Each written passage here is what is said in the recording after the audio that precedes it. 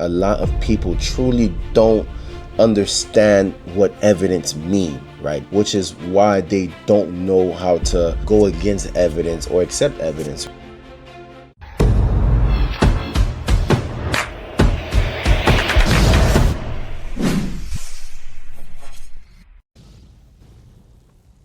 What it is, what it ain't. It's your boy Carlton with another video for anything, everything. Well, I talk about anything I want and everything that comes to my mind. And for anybody that has TDS, this is not a Make America Great Again hat. It says Make Men Great Again. One of my biggest missions is to focus on men, helping men elevate, helping men get back to a sense of purpose and understanding what it means to be a man. You know, I just wanted to make that clear, just in case we had some TDS people watching this. Okay, so what's today's video about? Okay, so the reason I made this video today, guys, is just to talk a little bit about evidence. So one thing that I've come to notice is, and I'm not, trying to make it seem like I'm Albert Einstein, but one thing that I've come to notice is a lot of people that you think are smart because of the way they articulate, not as smart as you think they are, because they able to talk good, but they lack a lot of comprehension. And honestly, because of a lot of other people lacking comprehension, it's very easy to make them followers of said person, right? Which is why you would have people that have totally different ideologies and beliefs have such a big following, right? They both can't be right, but for some reason they both have a mass amount of following. Now, what I wanted to talk about today was evidence and understanding something like evidence for the existence of God. I've come to understand that a lot of people truly don't understand what evidence mean, right? Which is why they don't know how to go against evidence or accept evidence, right? All right, let me give you the definition of evidence. My definition, I'm just, talking from my perspective. Evidence is essentially presenting a fact to support a claim, right? So I'm going to give you an example. Let's say someone was robbed in an alleyway at 9 p.m. and I get arrested for it. And during trial, they bring evidence of a surveillance camera showing me entering in the alleyway and then running out the alleyway.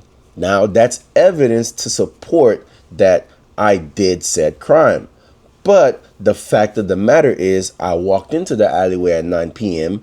and now after me walking into the alleyway, I seen someone getting mugged, right? And I ran out because I was scared. Now, let's just say this is just a hypothetical. Obviously, guys, throughout the trial, I would have been proclaimed my innocence, or before the trial, I would have been proclaimed my innocence. I'm just giving you guys an example, right? And now, for me to, but even though stuff like that do happen, though, where people proclaim their innocence, say that they were a witness to a crime, that they didn't do the crime, but police still doesn't believe them. So I take that back. But now let's say it's, our turn to defend me. I am not going to focus on the claim of me robbing that person, because in hindsight, that video can actually be used evidence for me as well, because it shows that I did walk in and it shows that I did run out. What I'm going to do is I'm going to combat the evidence that was presented against me, because combating the evidence is automatically going to get to the root of the claim. I do not have to address the claim. I'm going to address the evidence that was presented before me. So now for me to against the evidence, I'm going to bring a witness, right? Let's say someone was with me that can testify to what I'm saying. Right now, don't get me wrong. I know you can hear a lot of people say things like, eyewitness testimony is the most unreliable, but there's people that's been sent to prison solely based on eyewitness testimony. So obviously eyewitness testimony have some sort of credibility, right? Now, let's say I bring my own person to someone that I was with, right? And I was just walking ahead of them, and that person to testify like, yeah, I was with that person. He ran out and he told me like, yo, somebody's getting mugged, run before they come and get us too. That's me going against the evidence. That's just a simple analogy. Please, all the philosophers, don't come flooding my comments. This is a simple analogy showing you how to go against evidence, right? And what I've come to notice is, especially when it comes to the topic of God, that a lot of people do not engage the evidence. They just go back to the claim that God exists. Now, let's say, for example, the evidence of intelligent design. For anybody to go against or dismiss the evidence of intelligent design, you're just a complete fool. To look at something like photosynthesis, right? To look at something like the body of a woman, how it adjusts and adapts when it comes to giving birth. To look at our bodies, if I cut myself, it heals itself. To look at something like our immune system, the way it fights off disease and things like that. And for you to say that that's not intelligent design. And now let's take you, for example. We are deemed to be intelligent creatures, right? When you change in the baby's diaper, you purchase wipes. Have you ever purchased wipes and then instead of using the wipe, you use your hands? Have you ever sat in a car that's made to drive and you just sat in the car and you just wait for it to fly? No, because that's not the purpose.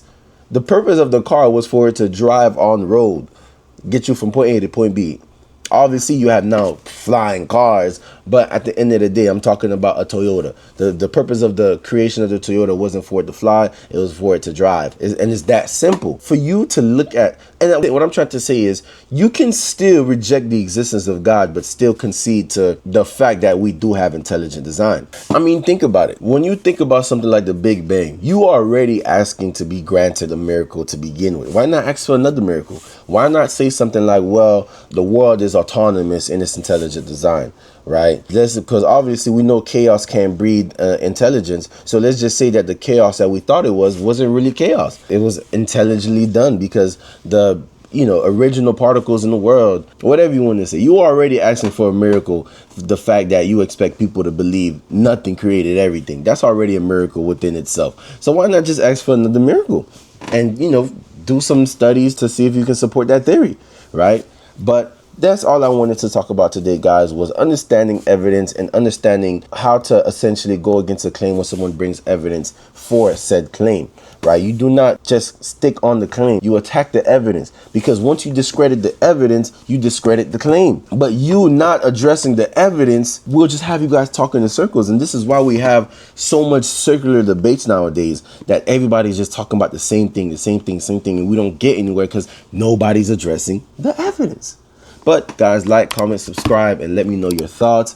See you next time on Anything, Everything. Peace.